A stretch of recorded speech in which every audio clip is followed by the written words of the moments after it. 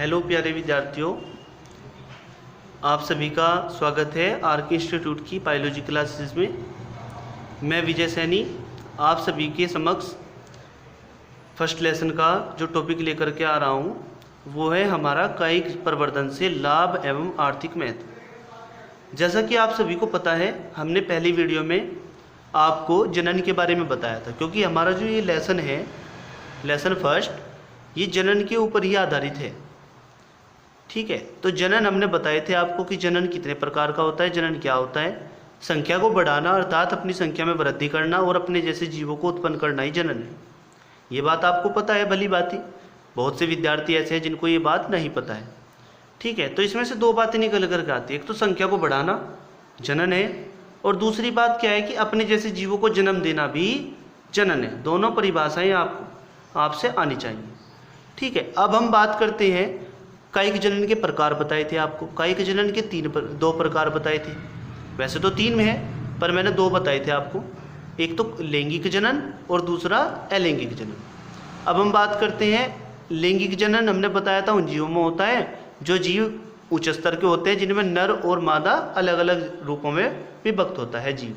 नर अलग जीव होता है, मादा अलग जीव होती है, उनमें युग्मक बनते हैं, तो उनमें तो होता है लैंगिक जनन। अब बात करते हैं अलैंगिक जनन की। तो अलैंगिक जनन उन जीवों में होता है जिनमें नर और मादा नहीं होते। ठीक है, तो यहाँ तक आपकी बात समझ में आई थी। इसका एक प्रकार भी था कायिक जनन। कायिक जनन हमने बताया था बहुत से जीव ऐसे हैं, अर्थात ऐसे पौधे हैं जिनमें क्या होता है, युग्मक नहीं बनते, अर्थात वे जीव अपने शारीरिक अंगों के कटने या टूटने या विखंडन होने से ही नए जीवों को उत्पत्ति को करते हैं, अर्थात अपनी संख्या को बढ़ाते हैं। तो ये भी जनन हुआ। तो कायिक जनन के बारे में हम बता रहे हैं। हमने इसके बारे में विद्या भी बताई थी आपको। कायिक जनन दो प्रकार का होता है, एक तो कृत्रिम कायिक जनन और प्राकृतिक कायिक जनन। इसकी अलग अलग विधियाँ थी। अब बात समझ में आती है, हम क्या करते हैं आगे कायिक प्रवर्धन से लाभ एवं आर्थिक महत्व के बारे में पढ़ेंगे।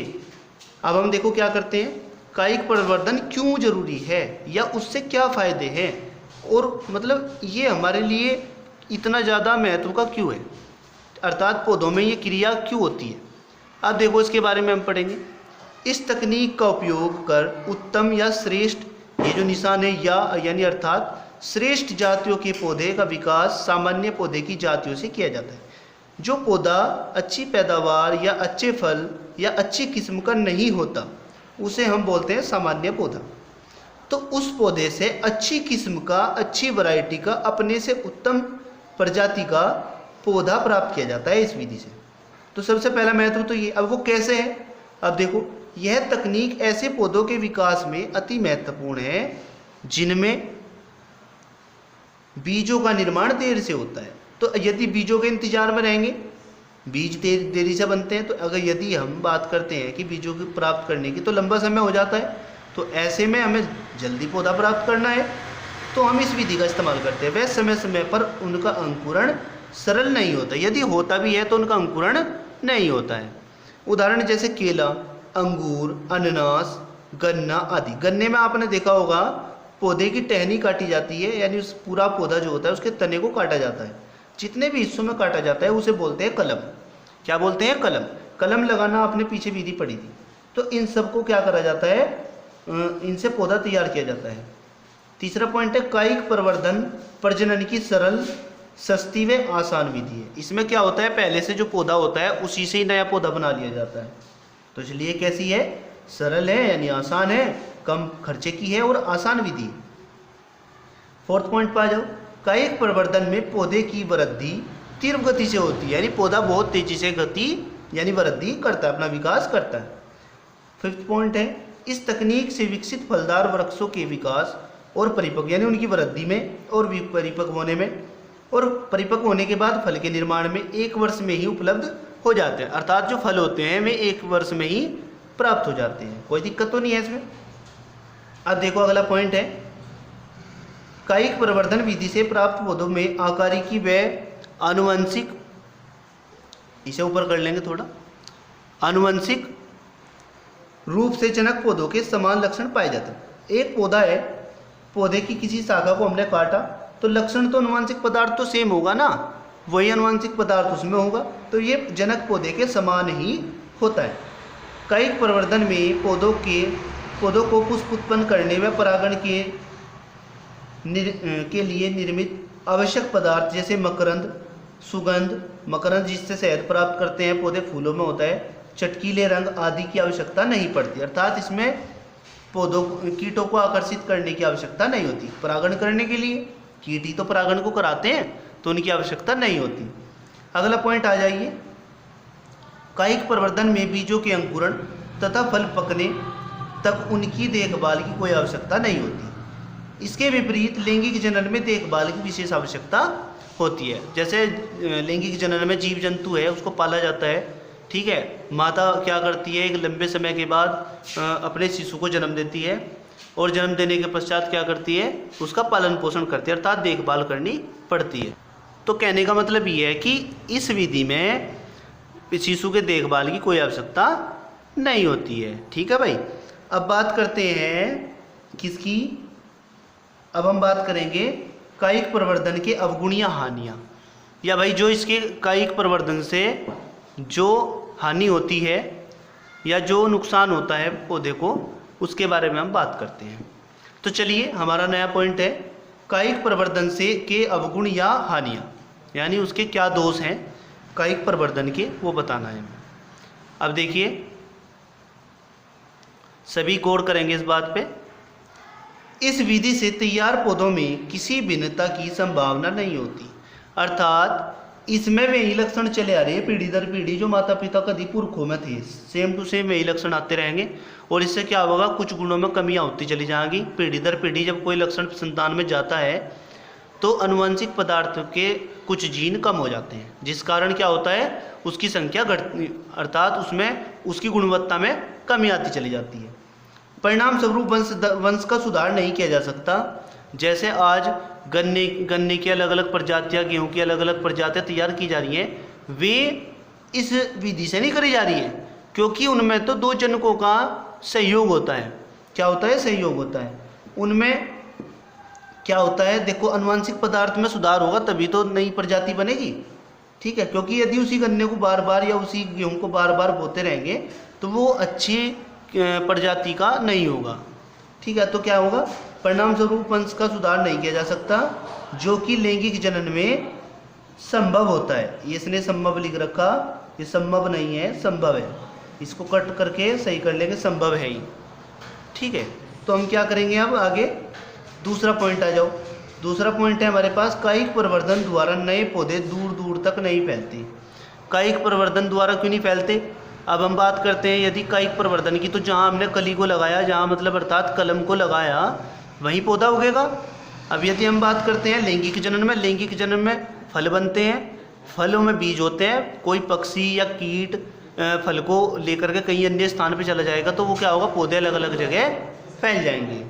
बात समझ में आई है। अब आगे देखेंगे, ये मात्र पौधे के समीप ही उत्पन्न होते हैं, परिणाम स्वरूप इस पौधों को भोज्य पदार्थ जल और वातावरणीय वायु पर्याप्त मात्रा में उपलब्ध नहीं हो पाते। क्यों नहीं हो पाते, क्योंकि ये पास ही उगते हैं, समीप ही उगते हैं, जिससे इनकी वृद्धि पर कुप्रभाव पड़ता है। भाई में यदि अलग अलग जगह फैलेंगे पौधे तो क्या होगा, उन्हें भरपूर मात्रा में भोजन मिलेगा, अच्छा स्थान मिलेगा खुला।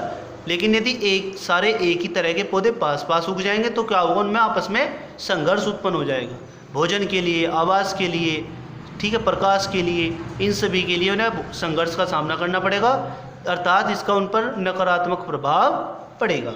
अब बात करते हैं कायिक प्रवर्धन विधि द्वारा पौधों की नई जातें विकसित नहीं की जा सकती। तो नई जातें विकसित नहीं की जा सकती, ये भी इसका एक कुप्रभाव है। नई जातें किनमें विकसित करी जाएगी, यदि बात करते हैं हम लैंगिक जनन की, तो उसमें नर अलग जीव होता है, मादा अलग जीव होता है, तो दो के अनुवांशिक लक्षण आएंगे, दोनों के अनुवांशिक लक्षण मिल करके अच्छी किस्म का अगला या अच्छी प्रजाति की अगली संतति प्राप्त की जा सकती है। लेकिन इसमें तो ऐसा नहीं हुआ, इसमें तो केवल एक ही जनक का प्रभाव है, उसी के अनुवांशिक लक्षण होंगे पीढ़ी दर पीढ़ी, तो इसलिए ये भी इसका कुप्रभाव है। अब बात करते हैं कायिक प्रवर्धन द्वारा विकसित पौधों में कुछ ही समय पश्चात ह्रास होने लगता है। ह्रास मतलब उसके लक्षणों में, गुणों में कमी आने लगती है। इसका प्रमुख कारण लैंगिक उद्दीपनों का अभाव होता है। लैंगिक उद्दीपन कब होंगे? लैंगिक जनन के द्वारा। ठीक है, बात समझ में आई है? कोई प्रॉब्लम नहीं होनी चाहिए। तो ये थे इसके आर्थिक महत्व यानी लाभ और हानियाँ। अब बात करते हैं सूक्ष्म प्रवर्धन की। सूक्ष्म प्रवर्धन क्या है? सूक्ष्म प्रवर्धन पौधों को तैयार करने की एक विधि होती है। इसमें क्या होता है? एक पोषण माध्यम दिया जाता है। संवर्धन माध्यम कक्षा 11 में आपने पढ़ा है। संवर्धन माध्यम सेम टू सेम सूक्ष्म प्रवर्धन है। तो इसमें क्या होता है? सूक्ष्म प्रवर्धन में पौधों को एक कृत्रिम माध्यम में पौधों की किसी कली या उतक या कोशिकाओं से नए पौधे तैयार किए जाते हैं। क्यों? क्योंकि उसमें कृत्रिम माध्यम में रेत हो सकता है, रेत में पोषक तत्व हो सकते हैं, या पानी के अंदर पोषक तत्व हो सकते हैं। ऊपर से रुई लगा देते हैं। तो रुई लगा करके क्या करते हैं? ताकि वायु थोड़ी प्रवेश करती रहे, क्योंकि परखनलियों द्वारा ये क्रिया होती है। इसका मैं आपको बहुत ही अच्छा सा एक चित्र जो है आपके सामने रखूँगा, तो इसको आप बड़ी गहनता से देखेंगे। देखिए ये चित्र है, ये संवर्धन यानी सूक्ष्म प्रवर्धन की तकनीकी का चित्रीय निरूपण दिया गया है। इसमें आप देखेंगे यहाँ कोशिकाएं हैं, ये कोशिकाएं रख दी, यानी क्या ये कैलस है। ठीक है, इसमें न्यूट्रिएंट मीडियम दे दिया। ठीक है, सोल्डिफाइड विद एगार में, यानी एगार के साथ में, कोई दिक्कत तो नहीं है। तो इसमें क्या करा जाता है? पोषक तत्व है। कहने का मतलब यह है कि पोषक तत्व प्रचुर मात्रा में रखे गए। इसमें पौधों के अंकुरण भाग, जहाँ से पौधों की नई शाखाएं चलती है, वे काट करके रखे गए हैं, तो इसे बोलते हैं कैलस। तो यहाँ आप देखेंगे सेकंड चित्र में ये इन्होंने अंकुरण करना प्रारंभ कर दिया।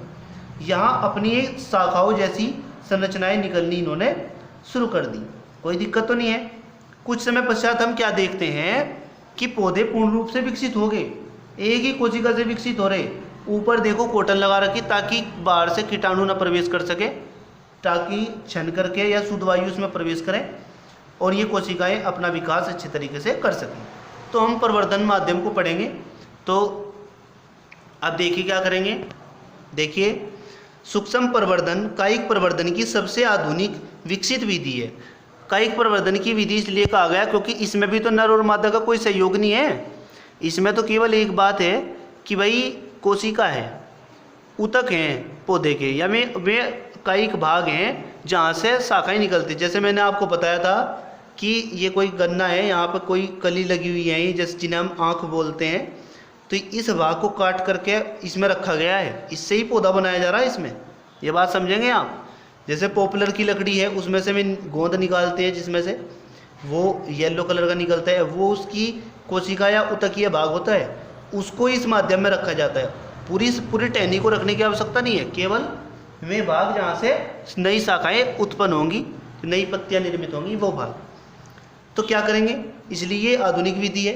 इस विधि द्वारा मात्र पौधे की पादप सेल या उतक से अथवा पौधे के अन्य छोटे भाग से, छोटा भाग वही जहाँ से शाखाएं निकलेंगी, प्रयोगशाला में कृत्रिम पोषण माध्यम में, जिस प्रणाली में हमने इसको रखा है उसमें बहुत सारे पोषक तत्व रखे गए जो आपने कक्षा 11 में पढ़े थे, जैसे नाइट्रोजन, पोटेशियम, ताकि इनमें कोई भी रोग उत्पन्न न हो, ये अपना अच्छे से पोषण कर सके। नियंत्रित वातावरण, जैसे प्रकाश भी ज़्यादा नहीं आने देना, ताप, रुई इसलिए तो लगाई थी, ताप नहीं ज़्यादा नहीं देना, और आर्द्रता की भी उपस्थिति प्रणाली या किसी कांच के ट्रफ में, जैसा कि हमने प्रणाली रखी गई थी, उसमें पादपों को विकसित किया जा सकता है।